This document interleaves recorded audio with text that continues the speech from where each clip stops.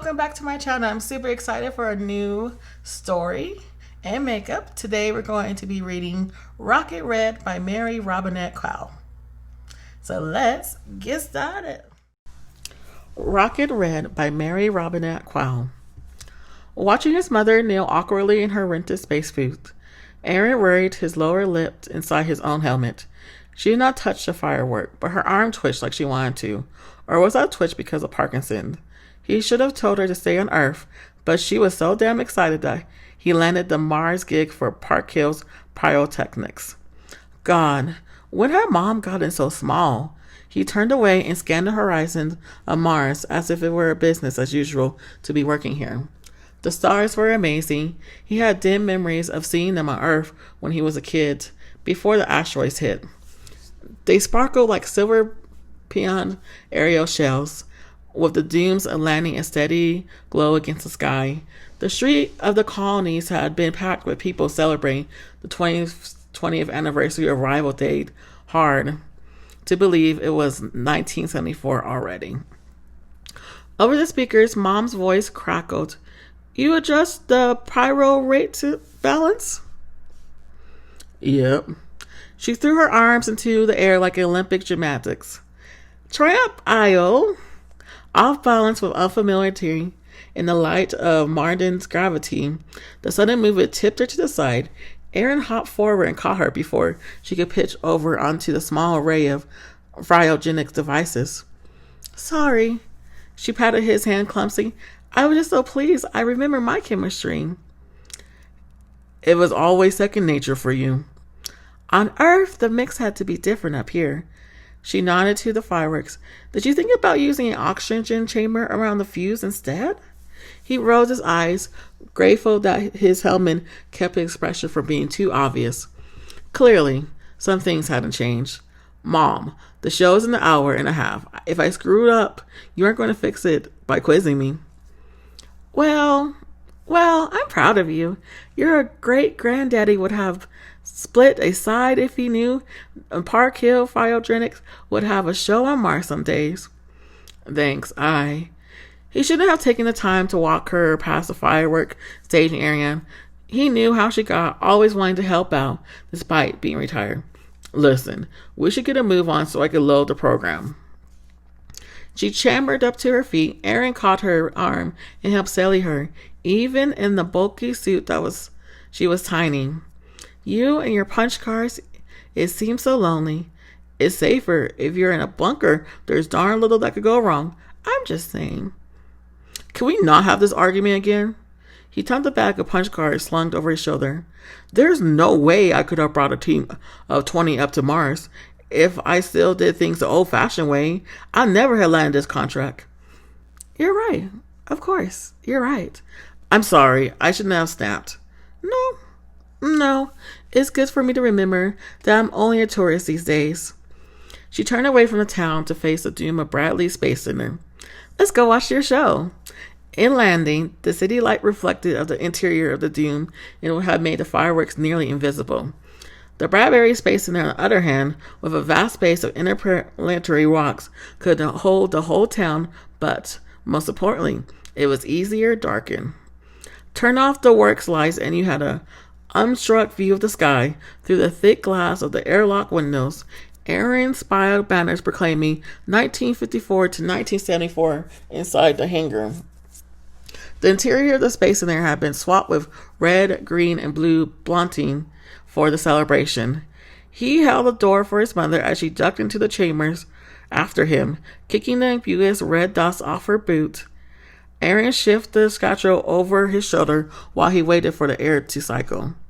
With a hiss, the door finally opened and they stepped onto the hangar floor.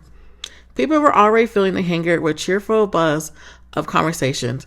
Some folks had brought blankets and carried snacks with picnics, like everyone was trying to recreate a holiday from Earth. Heck, the mayor had gone so far as to erect a band stand and round up a horn section from somewhere. Darn good things they have music, too. Given that between the doom and the thin atmosphere, the fireworks make more of a snap than a bang. People thought fireworks were about the flash or big, but if Mom had taught them anything, it was that they were about building community. For one night, everyone breathed with the same breath, with the intake of oh and the exhale of ah. Aaron popped the seal of his helmet and pulled it off, switching from a surely recycled funk of suit air to the steely recycled burnt hydrate funk of the hangar. Burning things, at least, smell comfortably familiar if you mix in a little sulfur stink. His mother hand fumbled with the latch of her helmet. The suit's heavy gloves made her normally nimble fingers clumsy.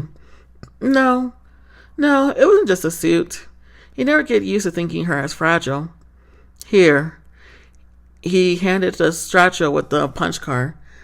Let me help. Her mouth quick to the side, and the sheave grinned. The external speaker on the suit crackled. I'll blame it on the suit instead of getting, fair assessment. He tugged on the latch and grunted. Darn thing stuck. Try up. It's not me. His mom again flung her arms up in the celebration. With the movement, the catch of his satchel released and the bundle of the punch card came out flying in a high inter arch in a light gravity. Shit! His mother jerked away, reaching for the punch cards. For a moment, Aaron was more stunned that she had cursed about the cards. The cards! Shit! He turned and jumped to try to catch them, but his gloves had only battered at the bundle. The rubber band holding them slipped, and the cards splayed around them like a waterfall shell, expanding. Each individual card shrunk free and fluttered on the ground. They dropped so slowly, it almost seemed as if they could catch them.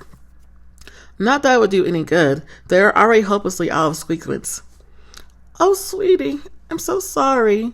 His mother stared at the cards, still falling to the blanket hanger floor. He took a breath, trying not to completely lose it in front of his mother. There was nothing that could be done, and she would already be feeling bad enough. He had to keep it together. But the show was an hour. A barrage of curse ran at rapid fire through his mind, but he just took another breath of the recycled air, turned to his mom. Let's get you out of that suit first, okay? But your program. He held up fingers to silence her and turned the corners of his mouth up in a smile. No way can we pick things up in gloves, so let's get that sorted. Pick things up? There were 250 individual cards. Forget about picking them up. How was he going to resequence them fast enough? His sequence was back in lining proper, and that was a good quarter and a half away from the hangar by train. Didn't he have to get into his hotel and back and shit? Aaron put his hand on the latch of his mother's helmet and gave it a quick thug. The darn thing propelled free immediately, as if it had never been stuck. Well, turtle feathers, his mother scowled, pulled the helmet off.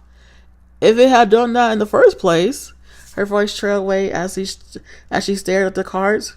Behind him, the airlocked cycle opened, and a family of 5 stepped into the hangar.